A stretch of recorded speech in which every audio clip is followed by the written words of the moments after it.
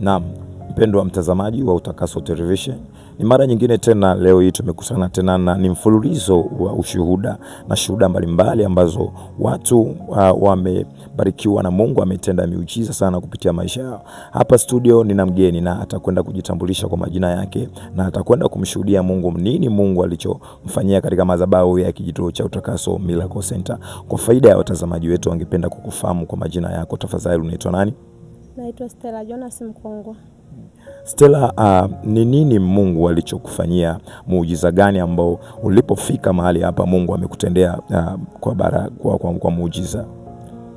Ninamshukuru sana Mungu kwa mahali hapa, amenitendea mambo makubwa sana. Kwanza ni mengi sana, ila cha kwanza ambacho kilinifanya nije katika hii madhabahu, nina mume wangu ambaye alikuwa na matatizo ya ngiri ya hernia, ambaye alikuwa anasumbuliwa kwa muda, yani alikuwa anasumbuliwa toka bado mtoto.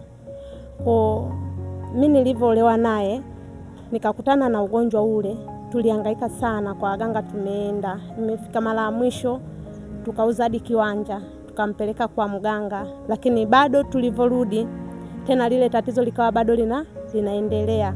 Kwa nikasikia kuna mtumishi wa Mungu wakati huo ilikuwa ni mwaka 2020. Kuna mtumishi wa Mungu lakini nilikuwa sijawahi kanyaga.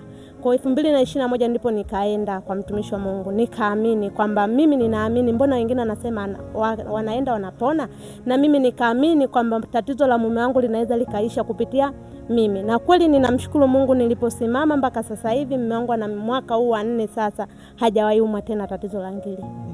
Kwa hiyo namshukuru sana Mungu. Kwa Mungu aliendelea kufanya muujiza na akamponya kabisa mume wako. Ni kweli, yani amemponya kabisa, yani kabisa lile tatizo halipo tena mpaka sasa hivi. Namshukuru Mungu. Okay, Mungu akubariki sana. Amina. Cha kuwashauri, uje uonane na profeti, uje ukutane na baba yangu, atakuponya kwa kila kitu. Kikubwa imani yako, tunachohitaji imani. Ni kiwango chako cha imani ndicho tunachokitegemea ili upate kupokea uponyaji. Mungu akubariki sana. Amina.